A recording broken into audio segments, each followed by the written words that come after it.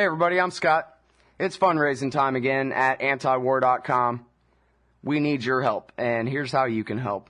Stop by antiwar.com/donate or call Angela Keaton, our development director, at 323-512-7095. That's 323-512-7095, or you can shoot her an email over to akeaton@antiwar.com.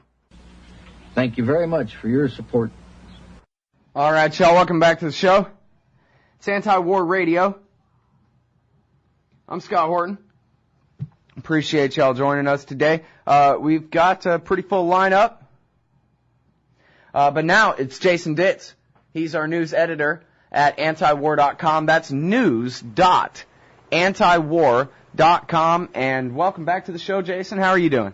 I'm doing good, Scott. How are you? I'm doing great. Hey, man, my favorite headline of your headlines today at news.antiwar.com is the Egyptians.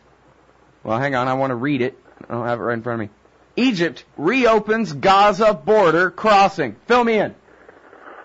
Well, it was something that had been coming for a few days now. They announced over the weekend that they were planning to reopen the Rafah border crossing between the Sinai Peninsula and the Gaza Strip. And yesterday they finally opened it. And there was a long line on the Palestinian side of people who had already registered and gotten permission to cross the border. And it was open for about 5 hours yesterday. And quite a few people were able to cross. They're saying that going forward, they're going to eventually get it to the point where they're running it 24 hours a day, where it's open for crossing pretty much constantly. Now, has there been any reaction from Tel Aviv yet?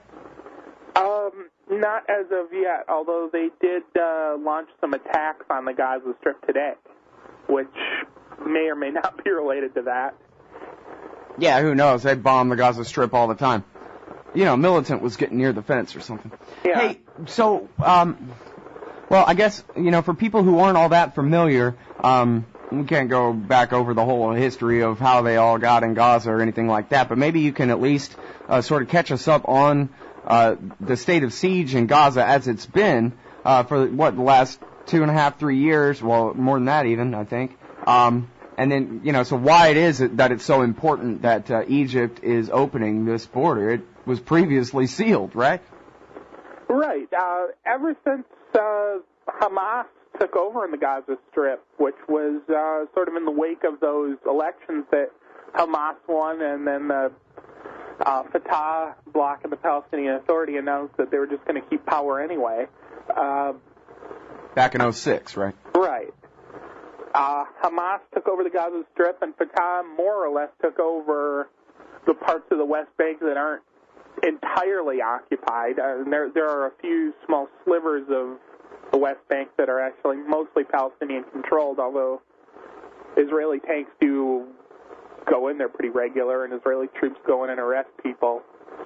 But on the Gaza side, Israel's more or less had a complete blockade, including a naval blockade on the Strip. They closed the border. They pressured Mubarak to close the border, which of course he did, because under the 1979 peace deal, he was basically obliged to close it just on Israel's say-so. And you know, every once in a while, someone would blow up the wall between Egypt and Gaza, or they would dig a tunnel or something, but mostly it's just been closed ever since. And all that's coming into Gaza was just the bare minimum humanitarian aid that Israel decides to let in through their side of the border. Well, and it's come out, too, there was an aide to Ehud Olmert, who was the previous prime minister before Netanyahu again, who used the phrase, we're trying to keep them on a diet. We don't want them to starve, but we want to keep them hungry, that kind of thing. And then the WikiLeaks cables, just in the past, a month and a half or so, have come out with more quotes like that from inside the Israeli government, I guess talking to the State Department employees. And this is a policy that the Egyptian government has been, complicit in up until now. I guess they opened the border for a very short time after the Mavi Marmara incident, but so, I mean, this is perhaps the first real concrete change in Egyptian government policy since the fall of Hosni Mubarak, no? Well, it's certainly the most noticeable. By and large, everything else has remained in place domestically, other than firing a few people here and there and announcing that they're going to rule entirely by edict instead of having that sort of sham of a parliament operating things. And the Gaza Strip has been part of what's one of the major demands of the protesters, which is opening up Sinai as well. Because under the 1979 peace deal with Israel, although Egypt has had control of the Sinai Peninsula, it's been pretty restrictive on individual Egyptians traveling there. There's a lot of checkpoints, and they need a lot of permission to go different places, and really freedom of movement's been very restricted in that area, and that's of course the area that borders Gaza as well. So I think a lot of people see the opening up of Gaza, obviously against Israel's wishes, as a sign that the whole peninsula is going to be open pretty soon. All right, y'all. Well, if you're anything like me, you need Jason Ditz. You need antiwar.com, and particularly the news summary feed there at news.antiwar.com. I think, 7 days a week, Jason is reading every newspaper on Earth and putting together the summaries of, what's all the breaking news, what's all the most important news in the world, and if it's, 3 or 4 different sources on the same story, then he'll link to the different aspects of the story that are highlighted the best in the different particular articles, and it's not just having antiwar.com as your, repository for all of the most important news of the day, but also Jason's analysis and summarizing of that news. It's extraordinarily useful, as, of course, as you're hearing right now, or as you were just hearing 45 seconds ago, as is his time as an expert guest on this show. And in order to keep Jason doing what he does, we need your help. It's our fund drive time again at antiwar.com. The website to donate is antiwar.com/donate. We can take every kind of different sort of electronic transaction you could possibly think of. They've got it worked out over there, from PayPal to eGold, everything but Amazon.com, which we are boycotting for their vicious extra legal assault on the heroic WikiLeaks organization. Other than that, Google Money or VeriSign, PayPal, Visa, MasterCard, you name it. You can do monthly donations. Say you want to do $10-20 a month, or maybe if you can do more than that, we also take giant lump sums, or at least we're open to it. I don't think we ever really get to, but the way we survive here at antiwar.com is your help. That's what we do. We don't charge a price at the door. It's a suggested donation, and the suggestion is, hey, whatever you can do. Angela Keaton, our development director, has explained to me before that the real baseline of antiwar.com's operating costs, the real foundation of what we do, comes from your monthly donations. People who sign up and say you can have 10, you can have 25, you can have $50 a month, and set it up that way. That is really the foundation of the work that we do at antiwar.com. That's what keeps us existing at the very base level, which I guess means, Eric, Jeremy, and Justin. Then the rest is the rest of us. If you value Jason's work 1/10 as much as I do, then you're going to have to do what you can do to help keep Jason writing at news.antiwar.com and keep talking on this show. We're going to be right back after this. antiwar.com/donate. Hold it right there, Jason. All right, y'all, welcome back to the show. It's Anti-War Radio. I'm Scott Horton. I'm talking with Jason Ditz. He's our news editor at antiwar.com. That's news.antiwar.com. .com. So now tell me, Jason, what's the most exciting thing going on over there in North Africa and the Middle East in our revolutions we're witnessing here today? It's got to be Libya right now. Well, tell me what's going on. Well, virtually the whole eastern half of the country has separated from the Gaddafi regime. There are celebrations in a lot of the major cities in the eastern half, and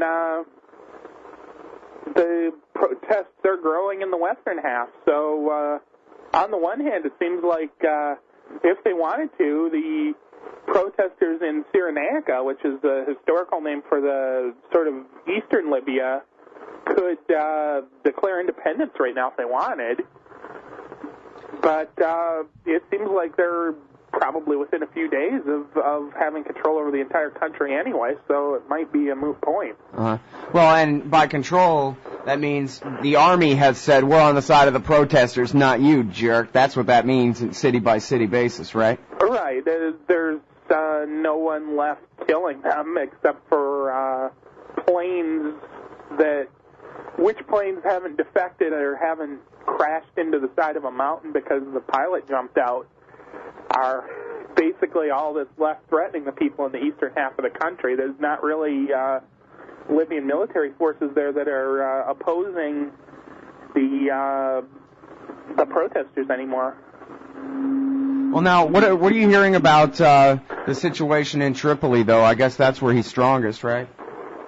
Well, it's definitely where he's strongest right now, but it's not. I mean, a few days ago we would have said he has virtually absolute control over Tripoli, and now I don't really think that's the case anymore. There's a lot of fighting going on in Tripoli. There are a lot of killings going on in Tripoli, but the protests there seem to just keep going in spite of it.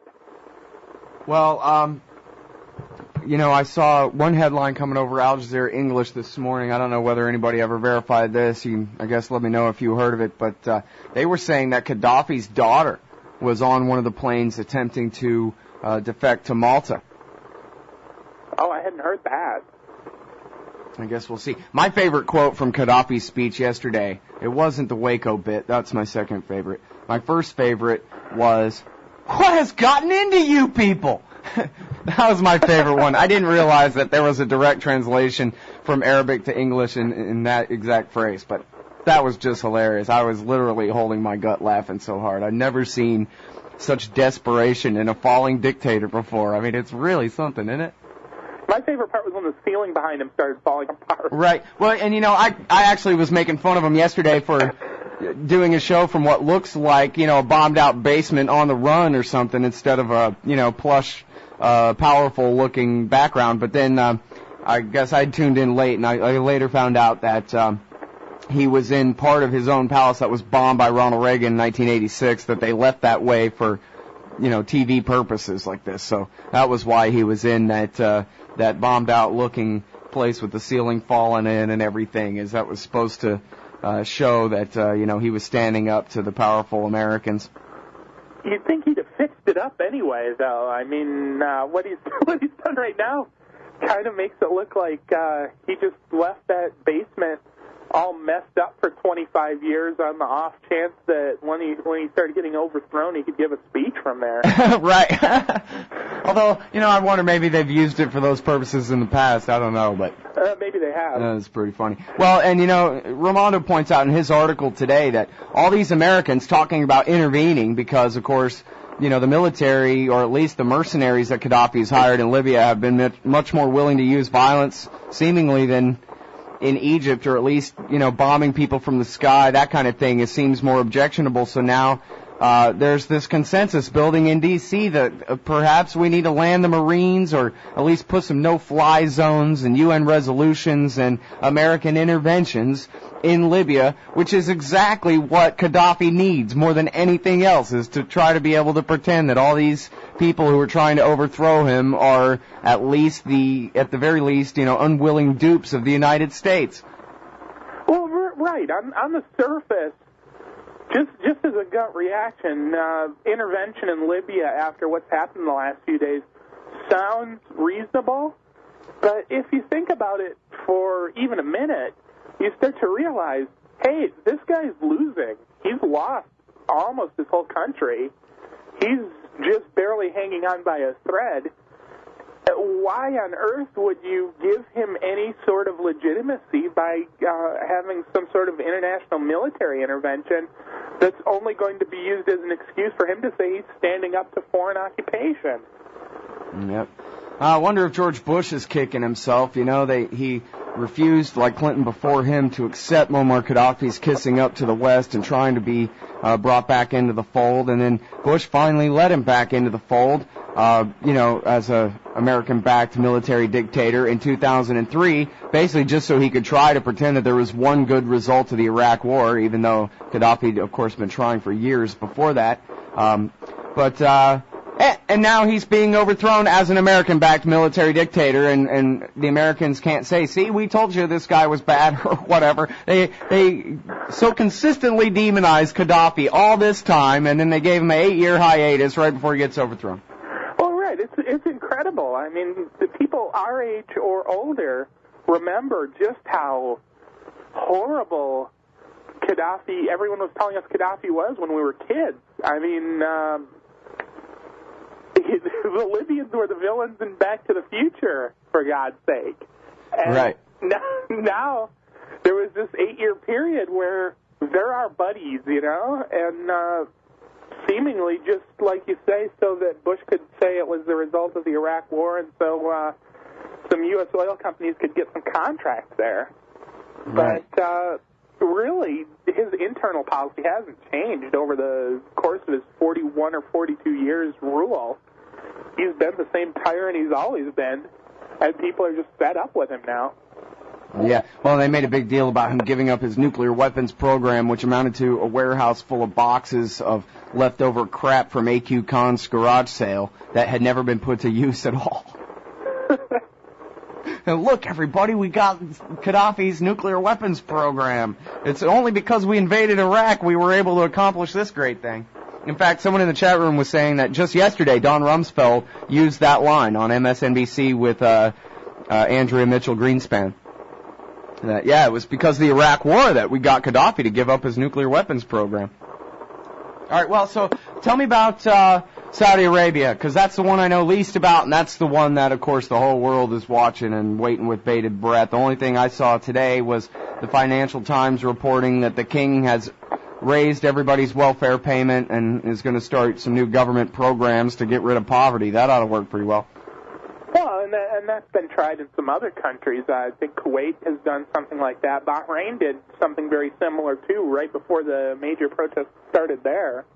The big thing with Saudi Arabia right now really is Bahrain, because you've got the Shiite majority rebelling against the Sunni monarch there, and if it's successful, pretty much everyone agrees that the next step is going to be that the Shiite part of Saudi Arabia, which is one of the big oil-producing parts, and right along the border with Bahrain, is going to start rebelling too. This is the entire Reagan strategy, was to prevent the Shiite revolution from spreading into Kuwait, Bahrain, and Saudi Arabia. This is the entire strategy of the Reagan-Bush years that Junior went and undid and overthrew. Well, I hope that someone smart enough to understand any of this is near enough to George W. Bush to explain it to him. And Iraq, of course, too. Iraq was another country that they were trying to keep the... Yeah, Iraq itself, of course. Yeah, they're using Iraq to protect the rest of those. But, yeah, of course, Iraq, too, where the Shiite majority now rules the Dawa Party, Supreme Islamic Council, Muqtada al-Sadr government of Iraq. And I've seen some reports today. I don't know if they've been confirmed yet that Sadr's actually returned to Iraq again.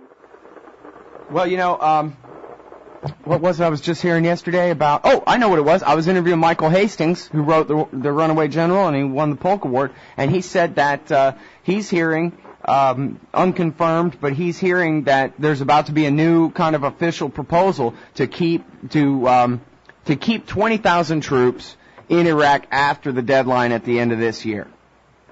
And then, so of course, then the question is, well, what about Muqtada al-Sadr? Right, that's going to be a tough sell, I think, for him. Amazing, though, that try it, but... we're all out of time, Jason. Okay. Thanks a lot for yours, man. Appreciate it. Sure. Thanks for having me. Everybody, that's Jason Ditz, news.antiwar.com.